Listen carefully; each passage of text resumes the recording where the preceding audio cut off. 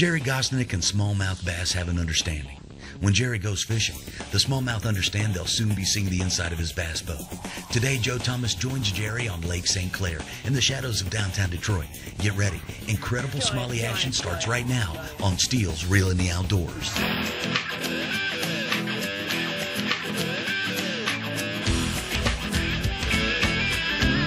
What up?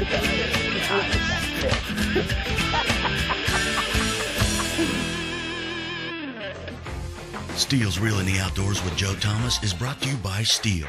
Are you ready for a steal?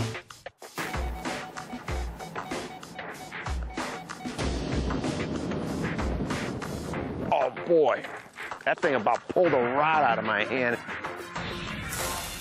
Hi, I'm Joe Thomas along with Gerry Gostenik, and this is Steele's Reel in the Outdoors. Today we're in his playground, Lake St. Clair in Michigan, smallmouth fishing in the post-spawn. It's gonna be good. Let's go, dude. Let's go.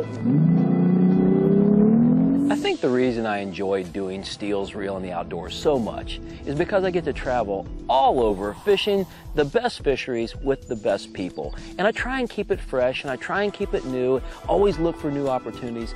But there's a few places I continue to go back to because the fishing's so good and I enjoy being there. And there's some guys that I like fishing with. Gerry Gostenik and Lake St. Clair, they definitely qualify. All right, dude. What is the deal today? Well, today we're gonna throw a couple different baits. We're gonna throw a soft plastic jerk bait. Gerry, that is a little feminine. Well, that's pink, dude. The bass love it. Yeah. I know from previous experiences you talked about this. You got that thing on your shirts. You like the soft plastic jerk bait in pink so much. Well, hopefully we can make it work today. It's a little weird for me. Okay. Very, very good color for smallmouth. Okay. All right. And we're also going to throw some jerk bait. And a little jerk bait action. Yep. All right. Okay. See what happens. Get to throw my little pointer minnow and my little Stacey a little bit today, huh?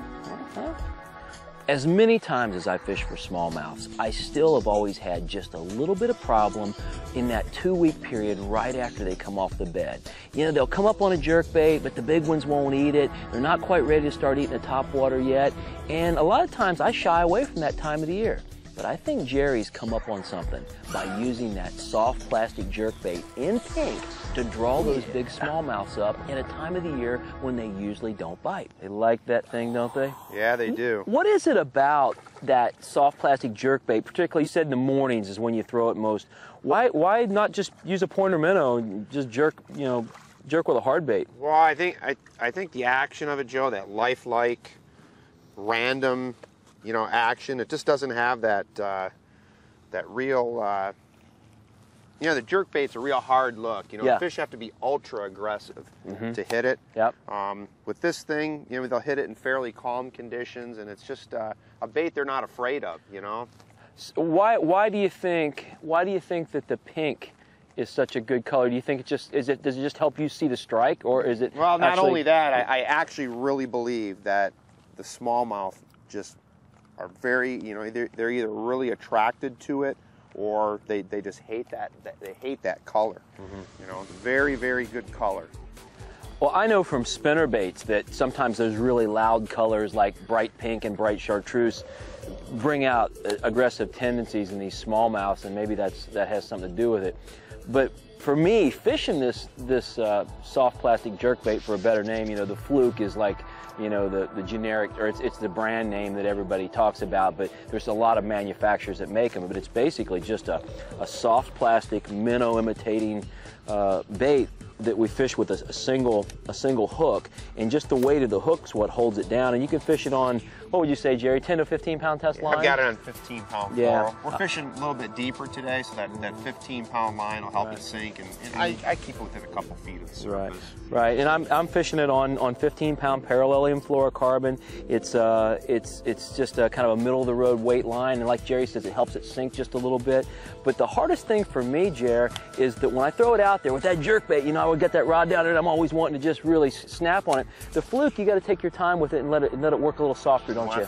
You want that random, lazy, side-to-side action. You don't want to work it too fast. I like to twitch it a couple times, let it settle a little bit. Always keeping my eye on it. A lot of the strikes are visual. 75–80% of the strikes, you're going to actually see them. But, you know, it's just like a topwater bait. It's important to feel the pressure before you pull it on. You see a big giant smallmouth come up behind it, and you're real excited, but you gotta wait till you feel the pressure on them. Or see that bait disappear. Or see the bait disappear. But sometimes that fish will get in front of it, you know, he's swirling on it, yep. and you'll see it, he'll get in front of it, it disappears, and gotta feel that pressure. You'll whiff on him if you don't. Oh, got him. Oh, that's a good one. That's part of the fun too, is seeing them. Now that one there, I actually just saw the bait disappear and I picked up, just like you were saying, and I felt for pressure, and he just hammered it. Oh man, what a way to start my day. That's a good one, man. Look at him, Gerry. Not bad. That's a nice fish. Yeah, you can tell a guy's been fishing up here every day. Oh, it's not bad. It's not bad. 3.5. Yeah. There's a lot of streams in southern Ohio that I would fish a week for one like that. Actually, he's bigger than that. Yeah, it's a good fish, man. It's a really good fish. Oh, come on, please. I can see your hook good. I'm just trying to get my thumb in your mouth. Welcome to Lake St. Clair, ladies and gentlemen. Don't go away, because it's only going to get better. I'll be right back with more Steels Reel in the Outdoors.